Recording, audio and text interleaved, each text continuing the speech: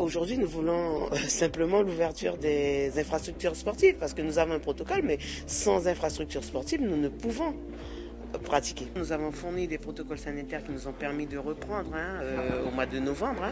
Donc nous avons un protocole pour recevoir le public, un protocole sans public. En tout cas, nos acteurs, eux, sont soumis à une procédure qui est assez stricte. Le sport en Guyane est déjà à l'agonie, puisque vous savez très bien que la plupart des ligues ici présentes ont donné des éléments factuels.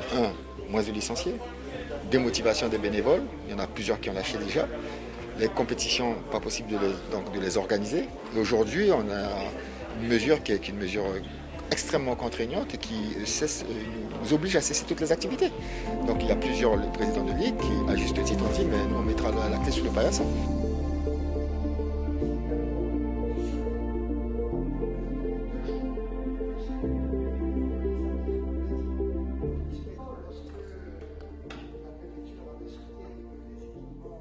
Le public que l'on reçoit au sein des structures sportives sont dans un cadre où on respecte les gestes barrières, où justement on communique contre la propagation du virus.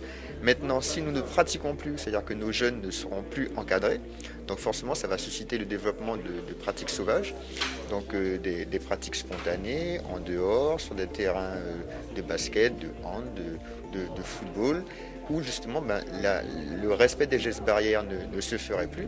Donc ça profiterait justement à cette propagation du virus.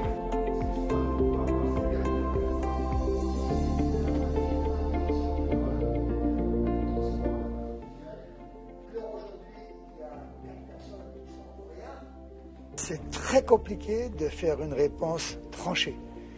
La revendication ou la requête, elle est légitime en soi parce qu'elle rentre dans une politique sportive, notamment de la jeunesse, notamment des champions qui se préparent aux Jeux Olympiques, aux championnats nationaux. Et en même temps, il y a une réalité avec une épidémie qui ne cesse d'augmenter.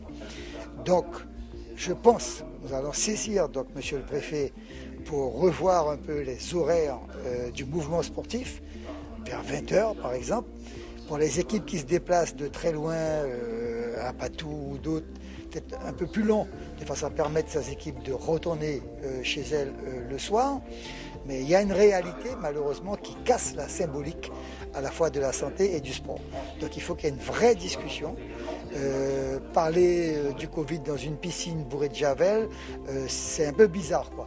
Le tennis ou autre, badminton, donc je pense qu'il y a des dérogations qui pourraient être obtenues de façon à perdurer le sport, qui est un vecteur essentiel de la société et qui surtout permettent à notre jeunesse et à nos sportifs talentueux de maintenir les formes à la veille de compétitions nationales, internationales.